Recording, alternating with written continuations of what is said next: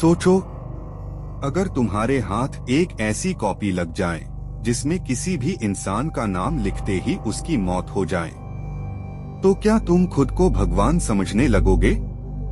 आज हम बात करेंगे दुनिया के सबसे खतरनाक एनीमे की, जिसका नाम है डेथ नोट। जापान की इस चमकती हुई दुनिया के पीछे एक अंधेरा छुपा था।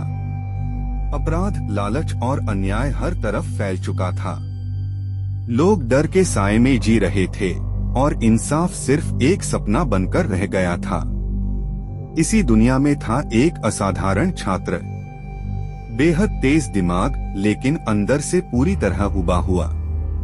उसे लगता था कि ये दुनिया सड़ चुकी है और इसे बदलने वाला कोई नहीं है। एक दिन आसमान से कुछ अजीब गिरा।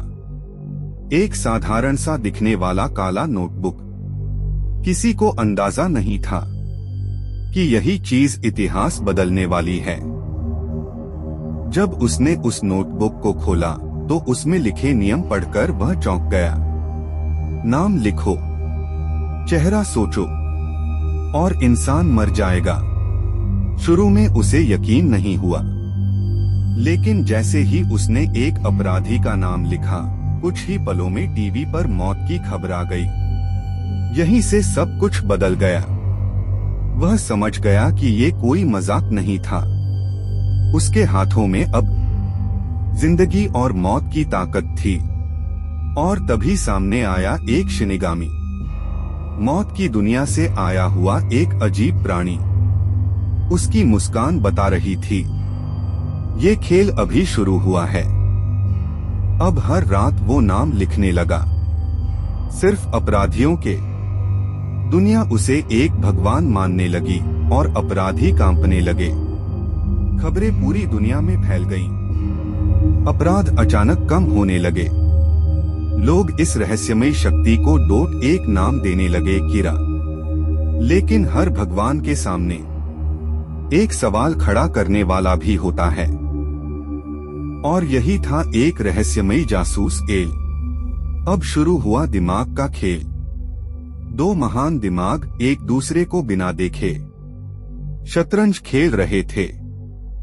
एक तरफ मुस्कुराता हुआ छात्र, दूसरी तरफ सच्चाई खोजता हुआ जासूस।